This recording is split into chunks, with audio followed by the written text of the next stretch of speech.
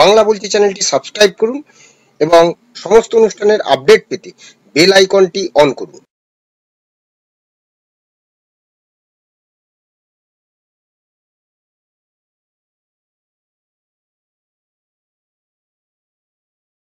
নমস্কার, বাংলা বলছি চ্যানেলে আপনাদের স্বাগত। জনসমর্থন হারিয়ে কি কর্মবিরতি তুলে নিলেন জুনিয়র চিকিৎসকরা? এমনই প্রশ্ন উঠতে শুরু করেছে। শুধু তাই নয়, গত মহালয়ার দিন যে মহা মিছিল করে তারা ফের পূর্ণ কর্মবিরতিতে যাওয়ার ডাক দিয়েছিলেন, সেই কর্মবিরতি নিয়ে নানা দ্বিমতও ছিল। সেই দ্বিমত এবং সেই সঙ্গে মানুষের জনসমর্থনেও খানিকটা ভাটা পড়ে গেছিল। এবং সিনিয়র চিকিৎসকরা যাদের এই যে জুনিয়র আন্দোলনে যাদের সহানুভূতি, যাদের সমর্থন নিয়ে তারা আন্দোলন করছিলেন, সিনিয়র চিকিৎসক যারা, তাদেরই অনেকে এই পূর্ণ কর্মবিরতিতে যাওয়া নিয়ে তারাও অনেকে ক্ষোভ প্রকাশ করেছিলেন। ফলে পিছু হটে অবশেষে বাধ্য হলেন ডাক্তাররা কর্মবিরতি তুলে নিতে, অর্থাৎ জুনিয়র ডাক্তাররা কর্মবিরতি তুলে নিলেন। কিন্তু আন্দোলনের তীব্রতা তারা কমছে না বলেই জানিয়েছেন। তাদের বক্তব্য যে 24 ঘন্টা তারা সময় দিচ্ছেন, এই সময়ের মধ্যে তাদের যে দাবিগুলি কতটা মানা হচ্ছে সেটা তারা দেখা হবে। তাদের 10 দফা দাবি, সেই 10 দফা দাবি কিভাবে মানা হচ্ছে। হাতে ঘড়ি নিয়ে তারা সময়, ঘন্টা, টাইম অর্থাৎ মিনিট, সেকেন্ড মেপে তারা দেখবেন যে সরকার কি ব্যবস্থা নিচ্ছে। কিন্তু প্রশ্ন হলো, আজকে রাত্রি 8:30টায় এই ডেডলাইন শেষ হচ্ছে, যেখানে উৎসব শুরু হয়ে গেছে। চারিদিকে পুজো উদ্বোধন করছেন মুখ্যমন্ত্রী এবং প্রশাসনও এই পুজো নিয়ে ব্যস্ত। সেইখানে প্রশাসন কি তাদের এই 8:30টার যে ডেডলাইন, সেই ডেডলাইনের মধ্যে তাদের সমস্ত দাবি পূরণ করতে পারবে? আজকে আমরা এই বিষয়গুলো নিয়ে আলোচনা করব।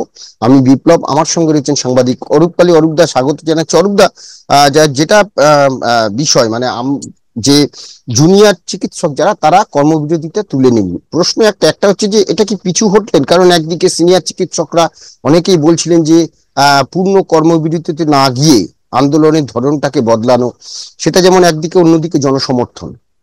এবং সেই সঙ্গে আজকে রাত 8:30টা ডেডলাইন, যেখানে উৎসব শুরু হয়ে গেছে, যেখানে মুখ্যমন্ত্রী বিভিন্ন জায়গায় পুজোর উদ্বোধন করছেন, জেলা থেকে শুরু করে শহরের বিভিন্ন পুজোগুলো উদ্বোধন করছেন, সেই জায়গাতে এই আজকে 8:30টার ডেডলাইন, এই 10 দফা দাবি কতটা মানা সম্ভব বলে মনে হচ্ছে? দেখো, সরকার যদি সবকটা মানার হতো লিখিতভাবে আগেই মানতো, কারণ আপাতত বলাই যেতে পারে মানার কোনো জায়গা নেই। বিশেষ করে দুটো বিষয়, ধরো পরিকাঠামোগত যেভাবে যে বিষয়গুলো থাকবে সেগুলো তো সরকার, আমার মনে হয় সেগুলো ধরো সিসিটিভি ক্যামেরা হোক বা তাদের অন্যান্য পুলিশি ব্যবস্থা হোক, ও জিনিসগুলো হয়ে যাবে, ওগুলো খুব একটা ব্যাপার নয়, সেগুলো অলরেডি হয়ে যাবে। কিন্তু যে অন্যান্য যে দাবিগুলো, সেটা হচ্ছে ধরো এই যে থ্রেট কালচার, এটা নিয়ে তারা একটা লিখিত নির্দেশ চেয়েছিল, তারা স্বাস্থ্য সচিবকে সরানোর দাবি করেছিল। তাছাড়া তার আরেকটা যেটা করেছিল, প্রতিটা হসপিটালে একটা করে ডিসপ্লে বোর্ড, কেন্দ্রীয়ভাবে যেটা নিয়ন্ত্রণ করা যায় কোন হসপিটালে কটা বেড খালি আছে, সেটা কিন্তু সরকারি তরফে এখনো কোনো উদ্যোগ দেখা যায়নি। বিশেষ করে থ্রেট কালচার নিয়ে যে নির্দেশের কথা বলেছিল, এবং তারপরেও যে বারবার তারা হুমকির সম্মুখীন হচ্ছে, যে সাগরদিঘি হসপিটালের পর আমার সেটাতেই বারবার মনে হয়েছে যে আপাতত পয়েন্ট অফ নো রিটার্ন এই জায়গায় দাঁড়িয়ে। কারণ মুখ্যমন্ত্রী আগের বার বলেছিলেন যে সবাইকে সরানো যাবে না। তোমার যদি মনে থাকে, ওনার বাড়ির মিটিংয়ে বলেছিল আমি দুজনকে সরিয়ে দিলাম, সবাইকে চলালে হবে কি করে।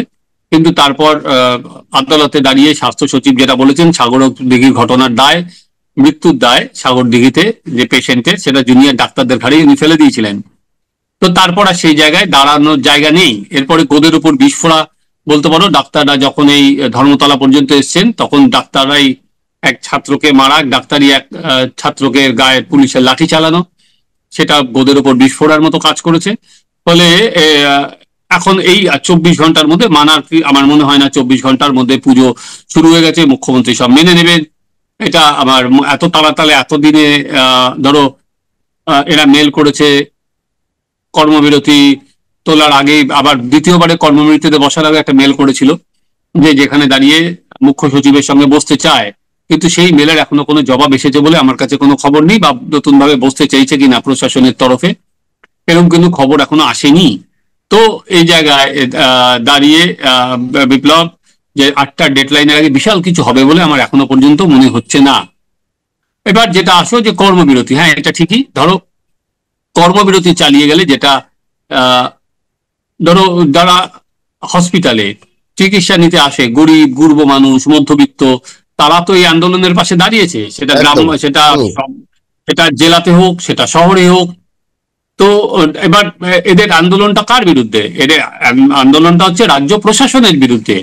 এরা, এটা তো চিকিৎসক আর যারা রোগী তাদের মধ্যে কোনো লড়াই নয়, হুম। এরা তো দুটো পক্ষ নয়, যেটা এই রাজ্য সরকার সেটা বা শাসক দল সেটা বানিয়ে দিতে চাইছে যে প্রতিপক্ষ। আজকে চিকিৎসক আর রোগীরা হচ্ছে পরস্পরের পক্ষ, কিন্তু সেটা তো ঘটনা নয়। আসল লড়াই তো রাজ্যের সাথে। আজকে ডাক্তারেরা যে রেফারেল সিস্টেমের কথা বলছেন কেন্দ্রীয় ভাবে, সেটা তো রোগীর পরিবার উপকৃত হবে। আজকে যদি পরিকাঠামো আর কি বদলায়, সেটা তো রোগীর পরিবার উপকৃত হবে, সেটা তো ডাক্তার বাবুদের শুধু নয়। যদি পরিকাঠামো যদি হসপিটালের উন্নত হয়, তার ফলটা কে পাবে? রোগীরা পাবে। জেলায় জেলায় সুপার স্পেশালিটি হসপিটালে যদি মেশিনপত্র এবার আসে, তাহলে কারা পাবে? তাহলে রোগীরা পাবে। তারা যদি জানতে পারে যে কোন হসপিটালে বেড আছে বা না আছে, কোথায় তার পরিবার কোনো নিকট আত্মীয় অসুস্থ হলে নিয়ে যাবে, তাহলে লাভটা তাদের। সেটা না হয় যেটা হচ্ছে, তোমরা দেখছো একাধিক তৃণমূলের নেতা এই ডাক্তারদের গণশত্রু বানিয়ে দিচ্ছিল। সেই একদম। জায়গায় তাদের, হ্যাঁ তাদের আমার মনে হয় দ্বিতীয় কর্মবিরতিতে যাওয়ার সিদ্ধান্তটাই ঠিক ছিল না।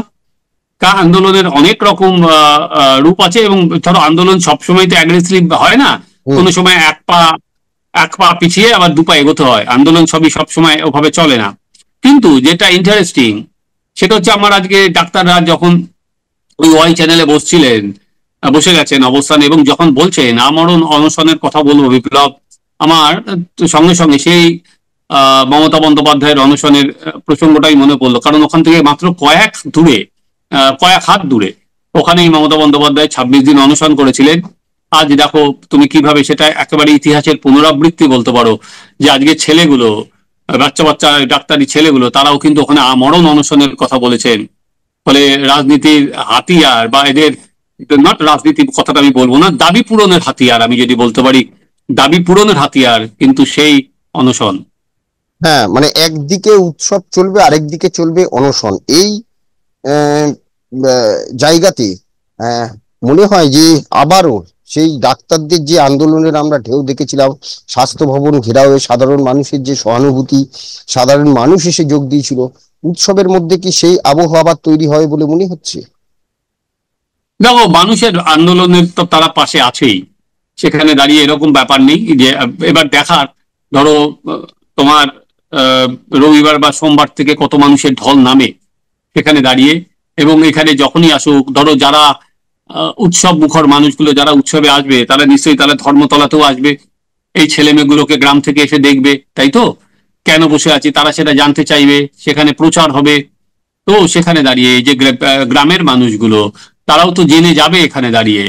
তো আমি এবার সেটা দেখার, তৃণমূল বা রাজ্য সরকার চাইছে যে উৎসব জিতলো না এদের আন্দোলনটা, এই যাতে এই সময় বাজিমাত করলো, সেটার একটা লড়াই কিন্তু এর মধ্যে চলবে। স্টেট গভর্নমেন্ট বা শাসক দল সবসময় একটা ভিড় বা কিছু সেটা পুজো মণ্ডপে করার চেষ্টা করবেন।